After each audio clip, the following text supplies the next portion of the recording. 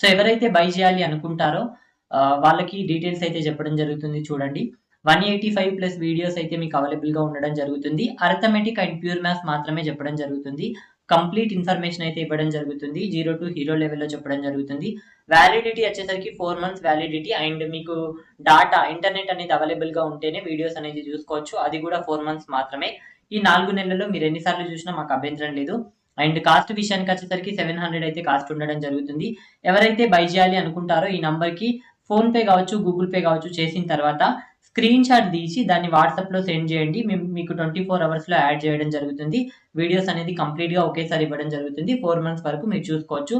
And course అనేది తెలుగు మీడియంలోనే అవైలబుల్‌గా ఉంది. ఇది డీటెయిల్స్ అన్నమాట. ఇప్పుడైతే మనం క్లాస్‌లోకి వెళ్ళిపోదాం. సో చూడండి, క్వశ్చన్లో మనకి A cube minus B cube equal to 704 ఇవ్వడం జరిగింది. A minus B equal to 4 ఇవ్వడం జరిగింది. A plus B whole square minus AB equal to what అని చెప్పేసి అడుగుతున్నాడు. ఇక్కడ చాలా క్లియర్ గా నేను చెప్తాను చూడండి. A cube minus B cube equal to 704 అని చెప్పేసి రాశాను. ఎందుకోసం అంటే ఇక్కడ ఇవ్వడం జరిగింది.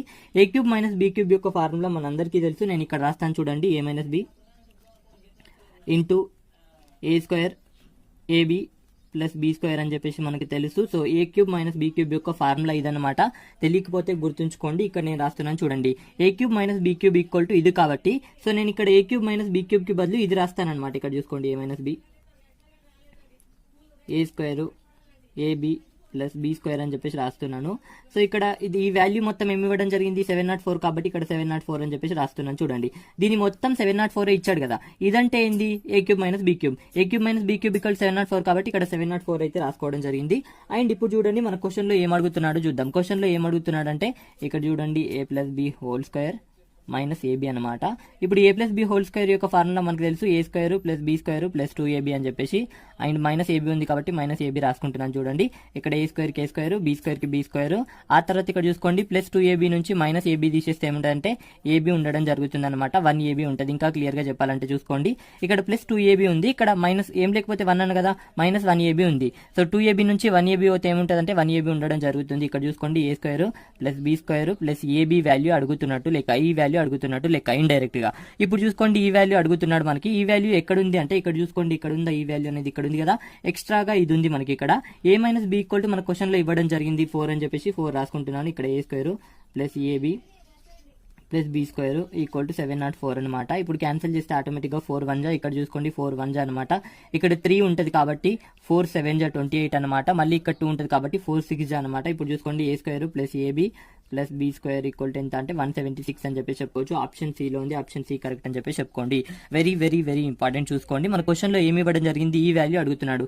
ఈ వాల్యూ మీన్స్ ఇదే కదా. సో కావాలంటే చూసుకోండి. ఇక్కడ నేను ఇంతకు ముందు కూడా చెప్పడం జరిగింది. A plus B whole square minus AB అడుగుతున్నాడు.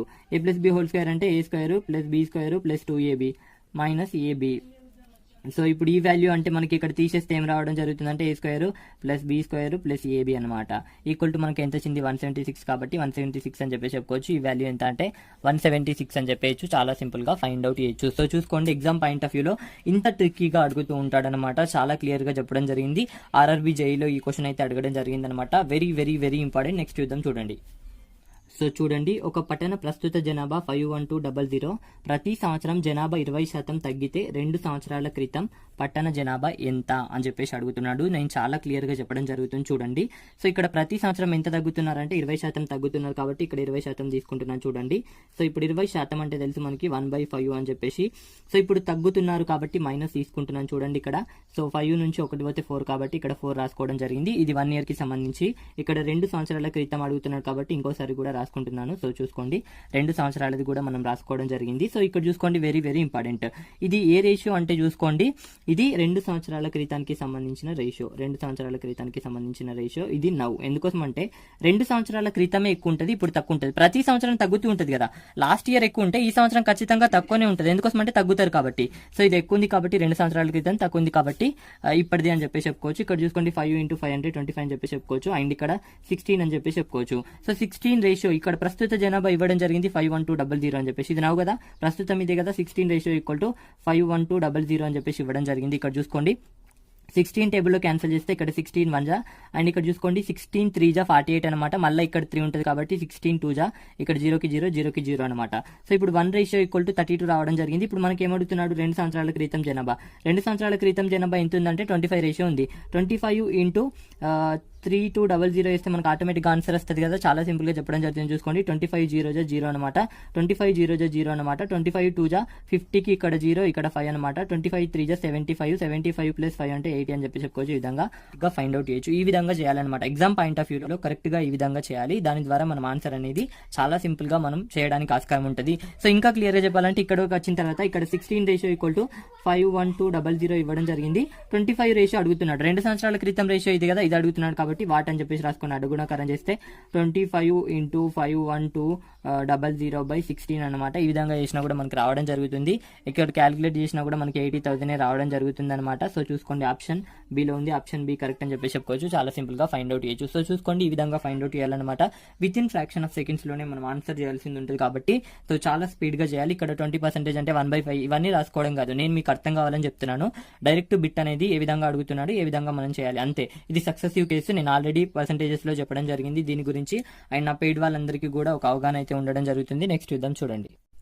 సో చూడండి మనీష్ ఏజ్ అతని భార్య సునీత వయసుకు 120%, వారికి 2 పిల్లలు కలరు, వారి కుటుంబ సగటు 20 సంవత్సరాలు అండ్ సునీత ఏజ్ 25 అయినా ఇక్కడ నుంచి 2 రకాల క్వశ్చన్స్ అనేవి అడుగుతూ ఉంటాడు. మనీష్ ఏజ్ ఎంత అని చెప్పేసి అడుగుతుంటాడు అండ్ పిల్లల ఏజ్ కూడా అడుగుతుంటాడు అనమాట.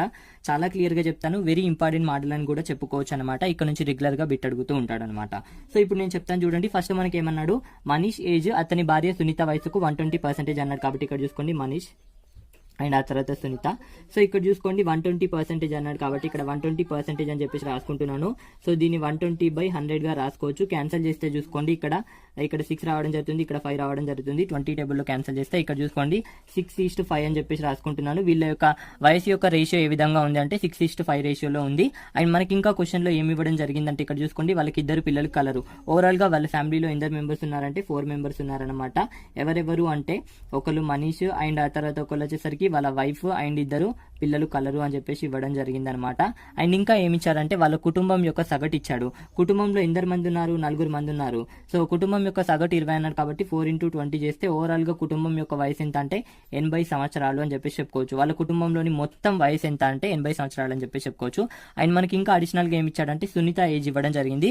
సో సునీతకి సంబంధించిన రేషియో ఇదే కాబట్టి ఇక్కడ సునీతకి సంబంధించి ఎంత ఇవ్వడం జరిగిందంటే 25 ఇచ్చాడు. సో ఇక్కడ 5 రేషియో ఈక్వల్ టు 25 అంటే ఇక్కడ ఎంత రావడం జరుగుతుందంటే ఇంటూ 5 చేస్తేనే 25 వస్తుంది కదా. కాబట్టి ఇక్కడ కూడా ఇంటూ 5 చేస్తే మనీష్ ఏజ్ వస్తుంది కదా. ఇక్కడ ఇంటూ 5 చేస్తే మనీష్ ఏజ్ ఎంత అంటే 30 అని చెప్పి చెప్పుకోవచ్చు. సునీత ఏజ్ ఆల్మోస్ట్ ఇవ్వడం జరిగింది. అండ్ ఇంకా పిల్లల వయసు అడుగుతున్నాడు కాబట్టి చూసుకోండి టోటల్ గా 80 అన్నమాట. సో టోటల్ గా 80 కాబట్టి ఇక్కడ 80 రాసుకుంటున్నాను. ఆ తర్వాత తీసుకోండి మనీష్ ప్లస్ సునీత ఈక్వల్ ఎంత అంటే ఇక్కడ 30 + 25 అంటే 55 కాబట్టి 55 అనమాట. సో 80 నుంచి వీళ్ళిద్దరిని తీసేస్తే 25 మిగులుతుంది అనమాట. 25 ఎంత అంటే పిల్లల యొక్క వయసు అని చెప్పి చెప్పుకోవచ్చు. చాలా క్లియర్ గా చెప్పేసుకోవచ్చు. సో చూసుకోండి నేను చాలా సింపుల్ గా చెప్పడం జరిగింది. ఇక్కడ ఎన్ని రకాల క్వశ్చన్స్ అడుగుతాడు అనే విషయాన్ని కూడా చాలా క్లియర్ గా నేను మెన్షన్ చేయడం జరిగింది అనమాట. It is very simple question. And first అయితే మనకు ఏం అడుగుతున్నాడు, ఏ విధంగా చేయాలి అనే క్లారిటీ రావాలి. నేను చాలా సింపుల్ గా చేయడం జరిగింది. రేషియో మెథడ్ అనేది one of the best method అని చెప్పి చెప్పుకోవచ్చు. నెక్స్ట్ చూద్దాం చూడండి. సో చూడండి కొంత సొమ్ముపై కొంత వడ్డీ రేటుతో 2 సంవత్సరాల కాలంలో లభించే చక్రవడ్డీ అంతే సొమ్ముపై 23% వడ్డీ రేటుతో 3 సంవత్సరాల కాలంలో లభించే బార్ వడ్డీకి సమానం అయిన చక్రవడ్డీ యొక్క వడ్డీ రేటు ఎంత అని చెప్పేసి అడుగుతున్నాడు. చాలా క్లియర్ గా చెప్పడం జరుగుతుంది. చూసుకోండి ఇక్కడ ఆప్షన్స్ ఇవ్వలేదు, నేను ఆప్షన్స్ రాస్తాను. ఇక్కడ చూసుకోండి 25% అండ్ ఆ తర్వాత option B 30%, option C 20%, option D none అని చెప్పేసి ఇవ్వడం జరిగింది అని చెప్పేసి అనుకోండి. సో ఇప్పుడు నేను చేస్తాను చూడండి. ఫస్ట్ మన క్వశ్చన్ ఏమన్నాడో క్లారిటీగా చూడండి. ఇక్కడ చూసుకోండి కొంత వడ్డీ రేటుతో 2 సంవత్సరాల కాలంలో లభించే చక్రవడ్డీ. సో ఇక్కడ చూసుకోండి 2 సంవత్సరాల కాలంలో లభించే చక్రవడ్డీ 3 సంవత్సరాల కాలంలో లభించే బార్ వడ్డీకి 3 సంవత్సరాల కాలంలో లభించే బార్ వడ్డీకి సమానం అన్నాడు కాబట్టి ఇక్కడ సమానం అని చెప్పేసి రాసుకుంటున్నాను చూడండి. సో ఇక్కడ చూసుకోండి బారు వడ్డీ యొక్క రేట్ ఆఫ్ ఇంట్రెస్ట్ ఇవ్వడం జరిగింది ఏంటంటే ఇక్కడ ఏమి ఇవ్వడం జరిగిందంటే 23% కాబట్టి ఇక్కడ 23% అని చెప్పేసి రాసుకుంటున్నాను. సంవత్సరానికి 23% అయినట్లయితే 3 సంవత్సరాల కాలంలో ఎంత శాతం వడ్డీ వస్తుందంటే సంవత్సరానికి 23, రెండో సంవత్సరానికి మళ్ళీ 23, మూడో సంవత్సరానికి మళ్ళీ 23 కాబట్టి 23 × 3 చేస్తే మనకి 3 సంవత్సరాల కాలంలో 69% వడ్డీ అయితే మనకి రావడం జరుగుతుంది అన్నమాట.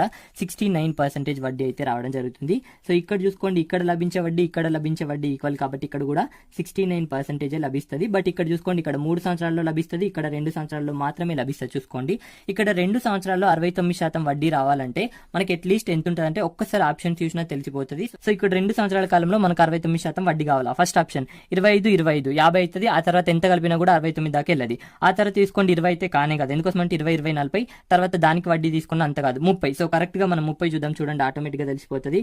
సో ఫస్ట్ ఇయర్ లో 30%, ఆ తర్వాత తీసుకోండి సెకండ్ ఇయర్ లో కూడా 30% అన్నమాట. 30% అయితే వడ్డీ రావడం జరుగుతుంది. ఆ తర్వాత సెకండ్ ఇయర్ లో మళ్ళీ 30% వడ్డీ రావడం జరుగుతుంది. ఈ 30%కి కూడా వడ్డీ కట్టాలి కాబట్టి ఇక్కడ చూసుకోండి 30%కి ఇంకా మరో 30% కట్టాలి కాబట్టి ఇక్కడ 30/100 రాసుకుంటున్నాను. అంతేనా? చూసుకోండి, వెరీ వెరీ ఇంపార్టెంట్. సో ఇప్పుడు చేస్తే మనకి ఇక్కడ ఎంత రావడం జరుగుతుందంటే 9% రావడం జరుగుతుంది కాబట్టి 9% అనమాట. సో ఈ 30%లో 30% ఎంత అంటే 9% అని చెప్పి చెప్పుకోవచ్చు. ఓవరాల్ గా చూడండి మనకి ఎంత వడ్డీ వస్తుంది అంటే 69% వడ్డీ వస్తుంది అని చెప్పి చెప్పుకోవచ్చు. చాలా క్లియర్ గా చెప్పడం జరిగింది. ఇక్కడ మనం చూసుకోండి చక్రవడ్డీ అన్నాడు. చక్రవడ్డీ అంటే వడ్డీ మీద వడ్డీ అనమాట. సో చూసుకోండి ఫస్ట్ ఇయర్ కి 30% వడ్డీ వస్తుంది, సెకండ్ ఇయర్ లో కూడా 30% వడ్డీ వస్తుంది. ఇది కామన్ గా వచ్చే వడ్డీ. దీనికి కూడా వడ్డీ కట్టాలి కదా. ఈ 30% 30% ఎంత అంటే ఇక్కడ చూసుకోండి 30 × 30/100 అనమాట. సో ఇప్పుడు చూసుకోండి ఇది క్యాన్సిల్ చేస్తే ఇక్కడ 9 రావడం జరుగుతుంది. 9% అని చెప్పి చెప్పుకోవచ్చు. చాలా క్లియర్ గా చెప్పేయచ్చు. సో చూసుకోండి, it is very very very simple అనమాట. నేను చాలా క్లియర్ గా చెప్పడం జరిగింది. సో చూడండి, ఒక వ్యక్తి 22 గంటల్లో 200 కిలోమీటర్లు ప్రయాణిస్తాడు. దీనిలో కొంత దూరాన్ని బస్సులో 14 km/h వేగంతో, మిగిలిన దూరాన్ని 5 km/h వేగంతో సైకిల్ పైన వెళ్తాడు. అయినా సైకిల్ పైన వెళ్ళిన దూరం ఎంత అని చెప్పేసి అడుగుతున్నాడు. నేను చాలా క్లియర్ గా చెప్తాను చూడండి.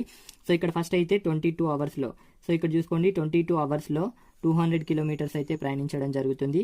సో ఇప్పుడు 1 అవర్లో ఎన్ని కిలోమీటర్లు ప్రయాణిస్తాడంటే 200/22 చేస్తే మనకు రావడం జరుగుతుందా.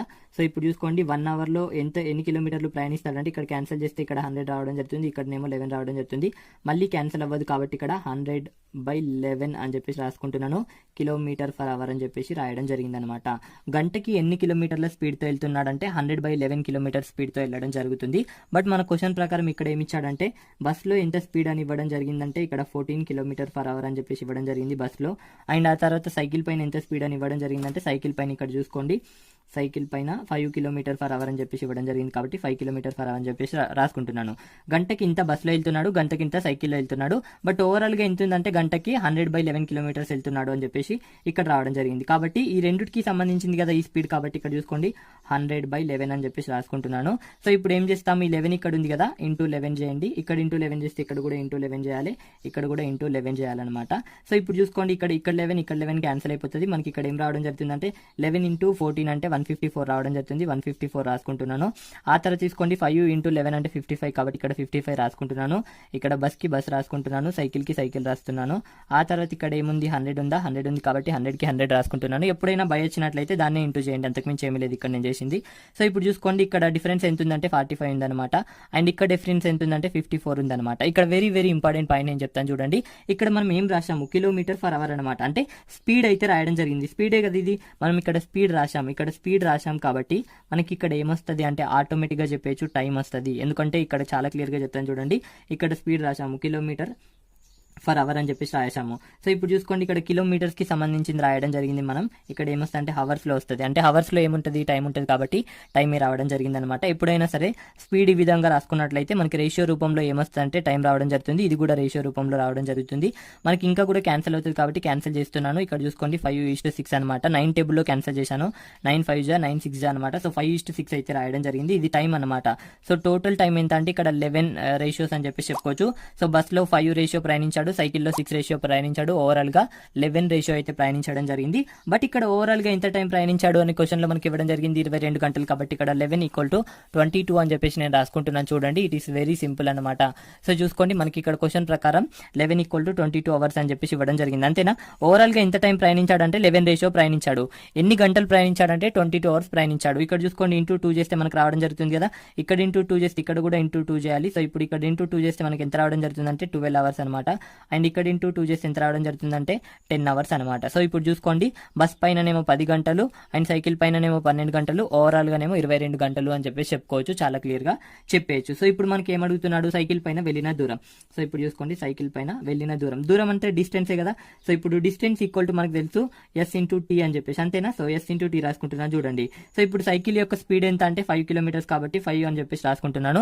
సైకిల్ పైన ఎంత టైం వెళ్ళాడంటే 12 గంటలు కాబట్టి ఇక్కడ 12 రాసుకుంటున్నాను. ఇక్కడ ఎంత అంటే 60 కిలోమీటర్లు వెళ్ళాడు అని చెప్పి చెప్పుకోవచ్చు. ఒకవేళ బస్ పైన ఎంత వెళ్ళాడు అంటే ఇక్కడ చూసుకోండి, బస్ యొక్క వేగం ఎంత అంటే 14 కాబట్టి ఇక్కడ 14 అని చెప్పి చెప్పుకోవచ్చు. సో ఇక్కడ చూసుకోండి 10 కాబట్టి ఇక్కడ 10 రాసుకుంటున్నాను. ఎందుకోసం అంటే 10 గంటలు కాబట్టి 10 గంటలు అనమాట.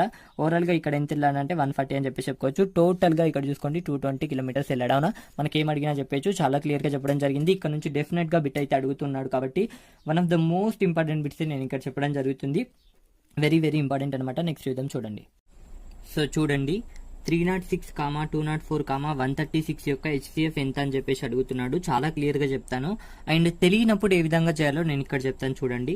306, 204, 136. సో నేను LCM మెథడ్లోనే HCF అయితే కనుక్కుంటాను. దిస్ ఈస్ ద బెస్ట్ అని చెప్పేసి నేను చెప్తాను. సో ఇక్కడ చూసుకోండి, ఇక్కడ ఉండే 3 కూడా 2 టేబుల్లో వస్తాయి కాబట్టి ఇక్కడ 2 టేబుల్ చేత ఫస్ట్ వేస్తున్నాను. ఇక్కడ 15, ఇక్కడ 3 రావడం జరుగుతుంది. ఆ తర్వాత ఇక్కడ 10, ఇక్కడ 2 రావడం జరుగుతుంది. ఆ తర్వాత ఇక్కడ 6, ఆ తర్వాత ఇక్కడ 8 రావడం జరుగుతుంది అనమాట. సో ఇక్కడ వరకు వచ్చిన తర్వాత ఎవరికైనా ఈ 3 కలిసి ఏ టేబుల్లో వస్తాయో తెలియకపోతే ఆప్షన్స్ చూడండి. ఆప్షన్స్ చూస్తే చూసుకోండి, ఆప్షన్స్ని 2 into 8, దీన్ని 2 into 17, దీన్ని 2 ఇంటూగా విడగొట్టలేం కాబట్టి ఇది కాదు అని చెప్పేసి మనకు తెలిసిపోతుంది. అండ్ దీన్ని చూసుకోండి 2 into 19.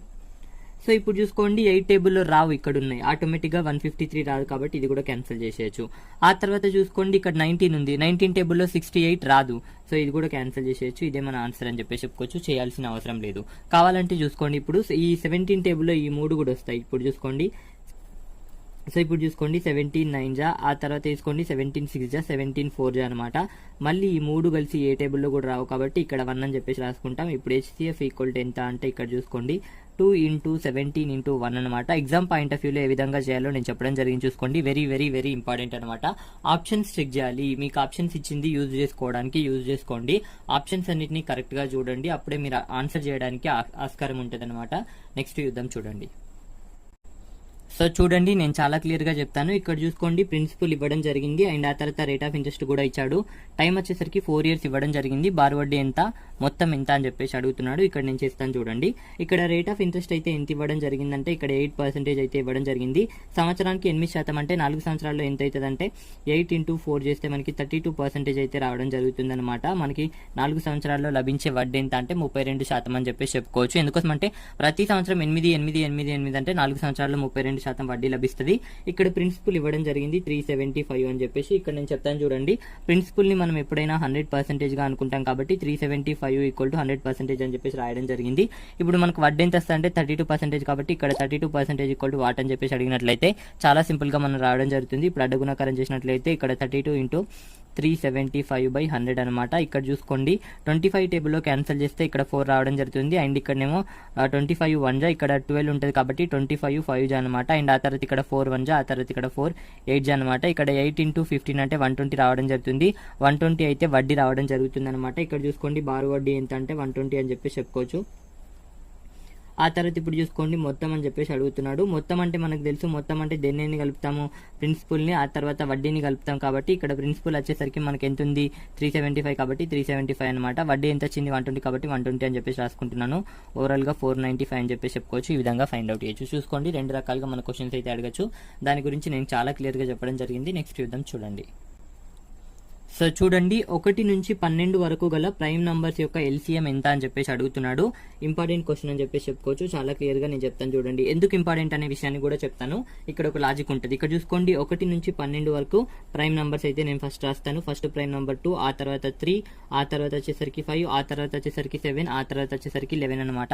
మళ్ళీ 12 వస్తుంది కాబట్టి ఇక్కడ చూసుకోండి 1 నుంచి అండ్ 12 వరకు గల ప్రైమ్ నంబర్స్ అయితే రాయడం జరిగింది. వీటి యొక్క LCM ఎంత ఉంటుంది అంటే మనం LCM చేయాల్సిన అవసరం లేదు, డైరెక్ట్ మల్టిప్లై చేసేయాలి. ఎందుకోసం అంటే ఇవన్నీ కూడా ఏ టేబుల్లో రావు. చూడండి ఇవన్నీ ఏ టేబుల్లో రావు కాబట్టి ఇక్కడ చూసుకోండి 2 into 3 into 5 ఇంటూ 7 ఇంటూ 11 అనమాట. సో ఇప్పుడు చూసుకోండి ఎల్సిఎం ఏ విధంగా చేయాలో నేను చెప్పడం జరుగుతుంది. చాలా క్లియర్గా చూసుకోండి. మల్టిప్లై ఏ విధంగా చేయాలంటే ఇక్కడ 2 ఇంటూ 3 అంటే 6 ఇంటూ 5 అంటే 30 కాబట్టి ఇక్కడ 30 రాసుకుంటున్నాను. ఇంటూ ఇక్కడ 7 ఇంటూ 11 అంటే 77 కాబట్టి 77 రాసుకుంటున్నాను. ఇప్పుడు చూసుకోండి 77 ఇంటూ 3 చేయండి. 0కి 0 రాసుకుంటున్నాను. 77 ఇంటూ 3 అంటే ఇక్కడ చూసుకోండి 77 ఇంటూ 3 అనమాట. ఇక్కడ చూసుకోండి 21కి ఇక్కడ 1 ఇక్కడ 2 అనమాట. ఇక్కడ కూడా 21 ప్లస్ 2 అంటే 23 కాబట్టి ఇక్కడ 2 3 1 అని చెప్పేసి రావడం జరిగింది. ఇక్కడ చూసుకోండి ఇది మన ఆన్సర్ అని చెప్పేసి చెప్పుకోవచ్చు. చాలా సింపుల్ గా ఫైండ్ అవుట్ చేయడం జరిగింది. క్యాలిక్యులేషన్ పార్ట్ అనేది 0 వచ్చినట్లయితే ఆపాలన్నమాట. ఇక్కడ చూసుకోండి ఇక్కడ 0 వచ్చింది, మనకి 30 అంటే ఇక్కడ 0 వచ్చింది కదా, ఆ విధంగా మనం మల్టిప్లై చేస్తే చాలా సింపుల్ గా వచ్చే ఆస్కారం ఉంటుంది.